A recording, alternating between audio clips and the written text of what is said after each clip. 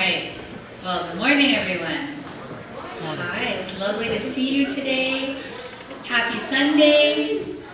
Happy week that we're celebrating True Children's Day. We had such an amazing time yesterday. We had a beautiful pledge service here together and breakfast, and then we went to the Golden Community Center and spent a lot of time swimming and playing, rock climbing, basketball. If you missed it, I'm sorry, but we'll do it again, so you can come next year. I'm going to continue in that theme and talk about a little bit of what is True Children's Day, what does it mean for us. And I think typically Mike and I really focus on what is really practical application in our life, how do we live a life of faith. But our holy days, things like True Children's Day and True Parents' Day, and these holidays are something that's very unique and specific to our faith. And I think in order to properly celebrate or to learn how to integrate it into our life, we actually need to know what this holiday is and why it's significant, why is it important. So today I'm going to focus a little bit more on the detail of the holiday. But I hope that within that you can also find a deeper connection to God and to who we are as God's children and find the practice of it too.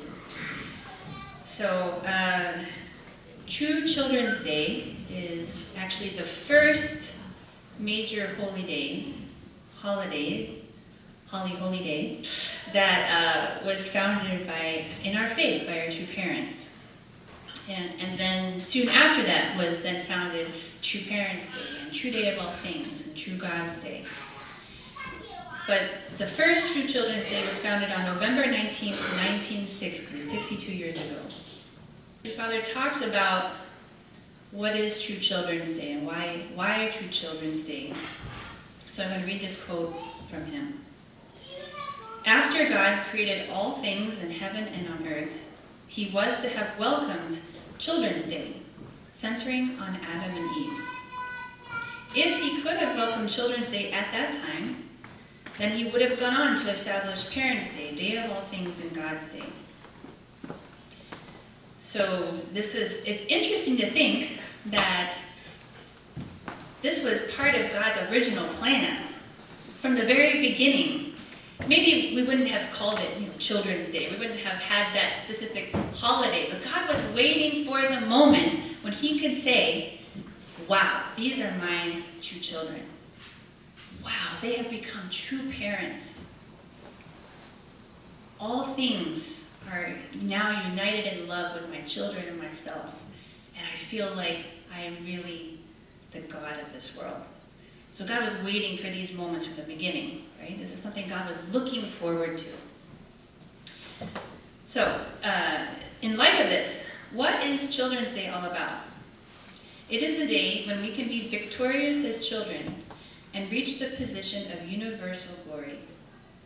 However, because the human ancestors fell, ever since the time of Adam, not even one person has entered the glorious state that God would have permitted them to enter, had they succeeded in aligning themselves with God's will. Until that day, the purpose of history has been to restore humankind, to save humankind, by pulling them back and placing them in the original position where they were at the beginning. This has been God's providential history of restoration. We should not celebrate Children's Day simply because it is a day different from other days. Children's Day is when we, children, celebrate that we, who due to the fall could not enter the state where we could partake in God's glory, can finally, for the first time in history, abide in the state where we can participate in his glory. So you think about God's heart at the beginning of creation, what God was longing for. Why did God spend all this time and all this effort and all this detail? Why did he pour himself into the creation of the universe? Right? The parting of the water from the firmament and and the night from the day, and on the whole description of Genesis, right? All this that takes place over millions and billions of years in creating everything on this beautiful earth that we could ever need or want, and all of its variety and all of its beauty. The culmination of all of that was to welcome his children, Adam and Eve. So if Adam and Eve were to have grown to maturity, abiding by God's word, and then reflecting the fullness of his love, I think that is when God would have rejoiced and said, these are my true children. This is what it was all for. All that effort, all that time was for this moment. Likewise, as Adam and Eve would have then become parents, and then reflected the fullness of God, because God is a parent, right? So when they became parents and embodied God's heart as parents, it would have been like full circle, where God's children then reflected his parental heart. Then that would be a special moment for God. That would have become Parents' Day. And then in that fullness of reflection of God, then nature would have automatically been enveloped in that love too. Adam and Eve and humanity would have been able to love and appreciate and have a loving relationship with the creation, just as God's heart is, but it would have been physically manifested. That would have been the true day of all things. In Romans 8:19 through 21, it says, "For the creation waits in eager expectation for the children of God to be revealed. For the creation was subjected to frustration, not by its own choice, but by the will of the one who subjected it, in hope that the creation itself will be liberated from its bondage to decay and brought into the freedom of the children of God." So this world is waiting for God's true children. It's interesting that, even the Bible really kind of personifies nature. That even though nature doesn't have that doesn't speak in words, or we don't say it has a spirit, but there's a nature, like an inherent aspect of creation that is only really satisfied, that's only really in its full purpose when it's in a relationship with humanity and God.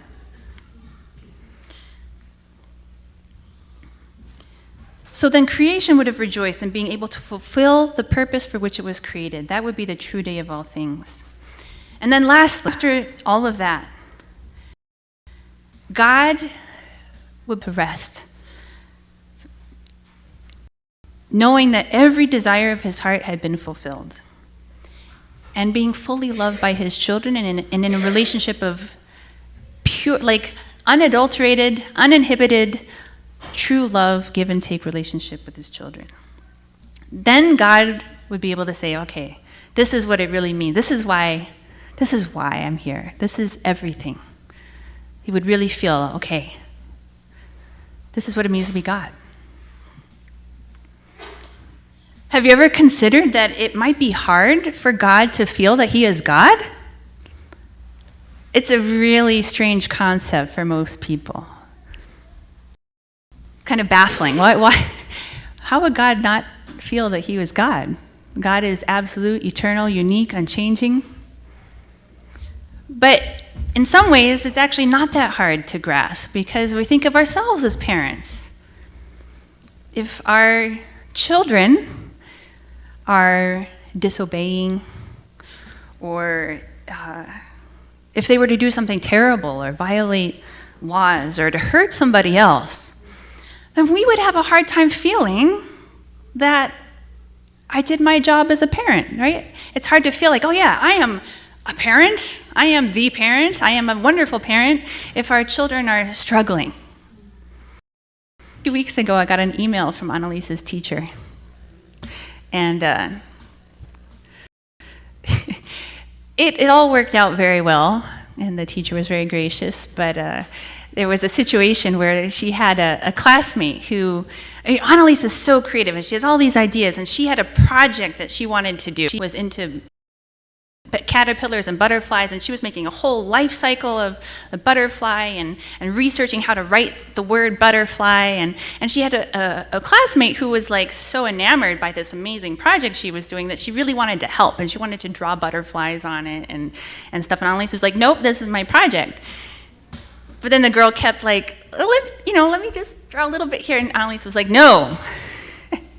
and the girl kept trying, and Annalise was finally, she looked at her and said, if I could kill you, I would.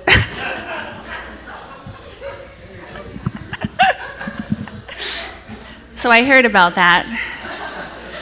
And they're friends now. It's all good. But you open that kind of an email and you're like, oh, there must have been something I could have done better to prevent this sort of situation.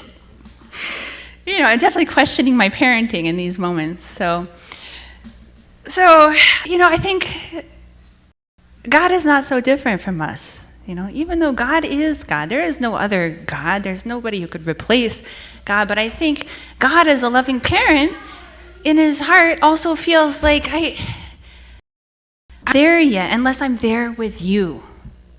Right? I'm not really who I want to be unless I'm there with you, my children.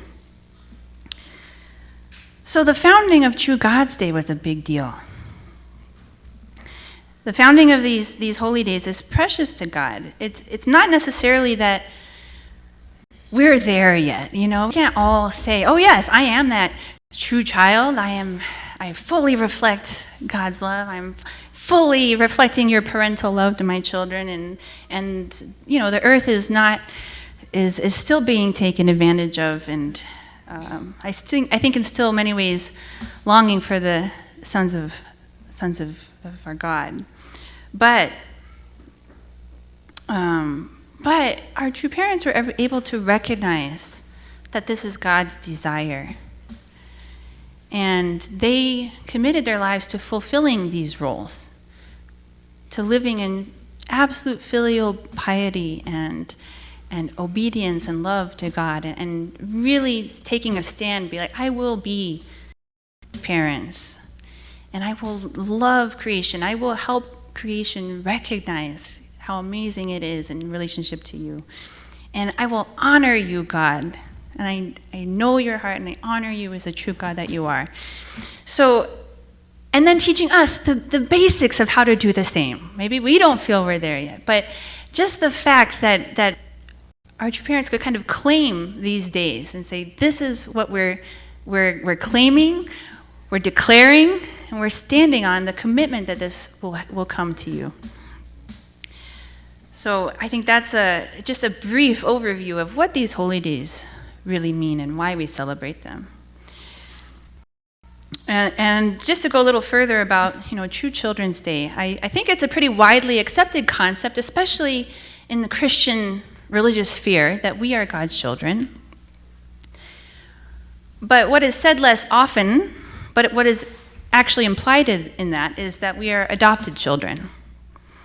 In Romans 8:23, it says, not only the creation, but we ourselves, who have the first fruits of the Spirit, groan inwardly as we wait eagerly for adoption as sons, the redemption of our bodies.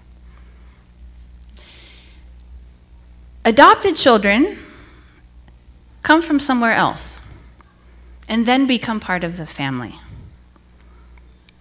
Jesus described it so many times. He said, I am the true vine, I am the true olive tree.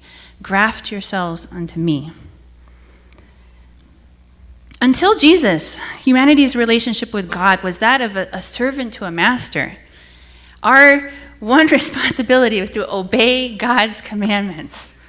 And God promised, like, if you keep this covenant with me, then you will be blessed. If you can obey these words, we had a hard time even with that.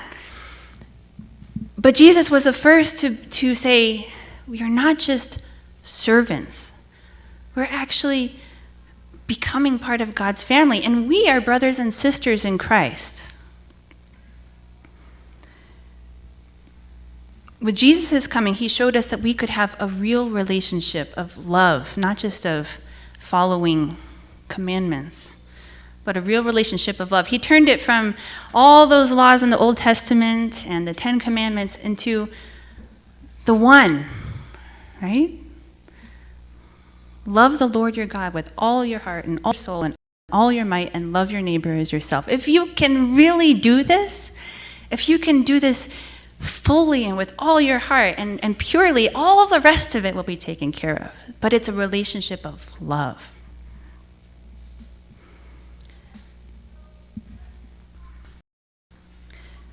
So through Jesus, we could be adopted and become a godly family. But it's still adopted. And to be clear, to be adopted children is not bad in any way.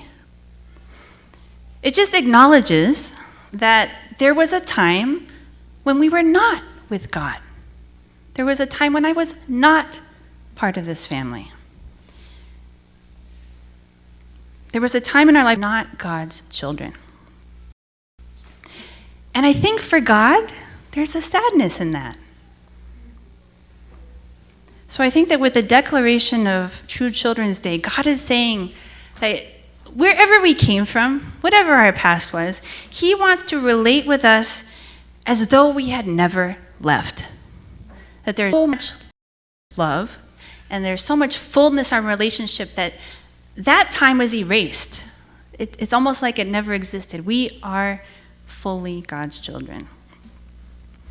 God's ready to leave that painful past behind and live in love with us now. So as Mike mentioned in his message yesterday, children resemble their parents. When we give birth to our children, they have our DNA, they have a physical resemblance, this beautiful, amazing meld of our physical characteristics, and they also inherit our more internal nature and aspects, personalities, mannerisms.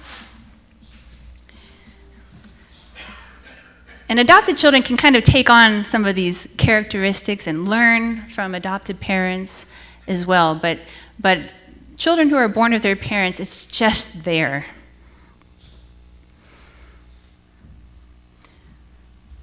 And so we are God's children. We were created by God in his image, right? Male and female, he created us.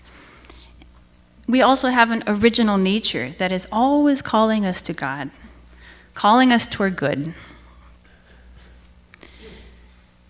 But humanity's challenge is that we've been separated from God for so long that we're pretty ignorant of who God actually is. And so while we have this inherent nature as God's children, we have an original divine nature. All of our beautiful faces, I think, are God's handiwork. But without really knowing God's deepest heart, without really knowing God's purpose for creation, without really knowing what God is calling us to, what is the purpose of our life, it's hard for us to fully get there, right? So, even Jesus said, you guys don't get it yet. I need to speak to you in parables and figures, but I want to speak to you plainly of the Father.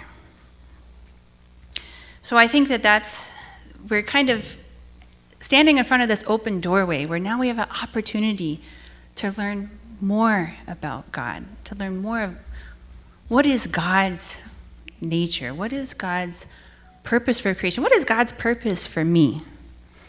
And so that's really my message for you this week is let's not just be content with what we already know or how far that we've come so far. Unless you think you're already the perfect embodiment of God. No, I'm not there yet. But the more that we know, the deeper that we dig, then right, what is it? That phrase, if you know better, you can do better. But if we don't know, we can't do. If we don't know who God is, we really can't go any further in reflecting God to this world. So the more we long for God, the more we dive deeper into God's characteristics and God's heart and God's purpose, then we have the opportunity, right, to really reflect God more fully, to really live as God's children. So I think we tasted that a little bit yesterday. It was so fun at the rec center. And I just thought it was so beautiful. At the end of the rec center, everybody started swapping kids. I gave Annalise to Chelsea. Chelsea gave Daedalus to the Loves. I took Sophia and Alia and Hiroki, and Divine went with Eugene's family. And it was just like this beautiful like acknowledgement, like we are one family. We are God's children, and let's share the love. So it's those moments where I see glimpses of like, oh, I think God was really happy yesterday. I think God was like just really comforted by these relationships and by this love that was shared. And though we fall short and though we make mistakes, I think that when we make this effort and we can actually create these moments where we're just like rejoicing in God's love, and I think God's heart is comforted. So that was a beautiful experience yesterday, and let's not only do this once a year, right? Let's keep loving and keep opening our hearts and keep trying to understand more about God so that we can do better and we can be more like God. All right, please join me in prayer. Heavenly Parent, thank you so much for this Sunday. Thank you for all of these beautiful people in this room. These are your children. We are brothers and sisters.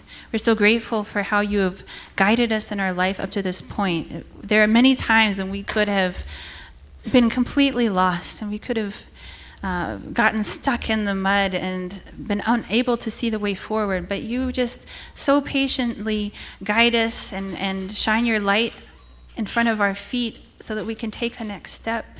And you, even though we don't understand you fully, you still believe in us, and you just continue to try to show us who you are and embrace us. And I just pray that we can not be hard-hearted and close our hearts to you. I think as long as we are searching and keeping our hearts open and soft, that you will help us to grow in your love and to grow into that role of your true children. Thank you so much for Jesus, who was the first to show this world what true love truly is, and to encourage us that we can become your children. Thank you for our true parents who have taken Jesus' teachings and expanded them and helped us to understand more clearly who you are and who we can be with you. We just want to offer this week to you, this holy day to you, and I pray this in my name, Michael and Adonia Hendrick, blessed and true family. Amen and adieu. Okay, thank you.